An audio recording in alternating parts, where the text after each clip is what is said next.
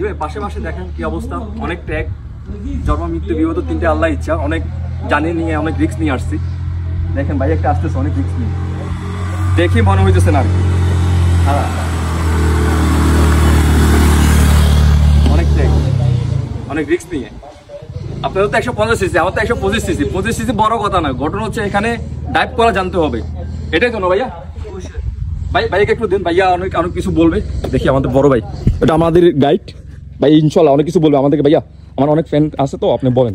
আসলে ব্যাপারটা হয়েছে যে ভয়ের কিছু নাই। জি।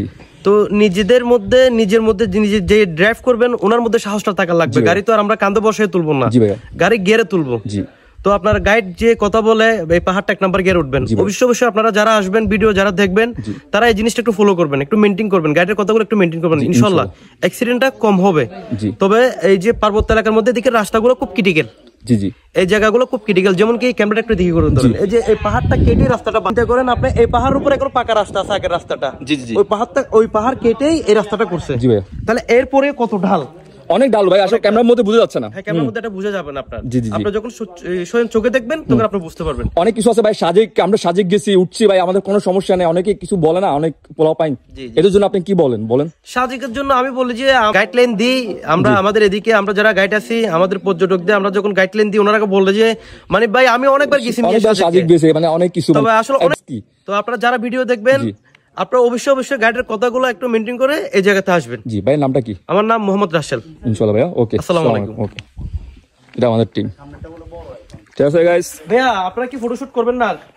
তাহলে আমরা যাই জাস্ট এখান থেকে 1 মিনিট পর চেকপোস্ট। আমি যে গাড়িটার সামনে রাখবো, আপনারা গাড়িগুলো আমার পিছনে করে এই লাইন ধরে রাখবেন। আপনারা 2-3 মিনিট দাঁড়াবেন, তারপর আমরা ক্লিয়ার করে চলে যাবো ইনশাআল্লাহ।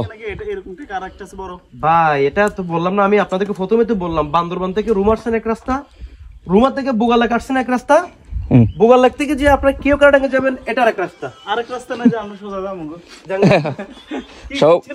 সবাই ভয় পাইতেছে, সামনে আরো এভাবে মানে গাড়িটা এভাবে উঠবে। ঠিক আছে, অনেক ভয় পাইতেছে সবাই, মানে নার্ভাস হয়ে আছে আর কি।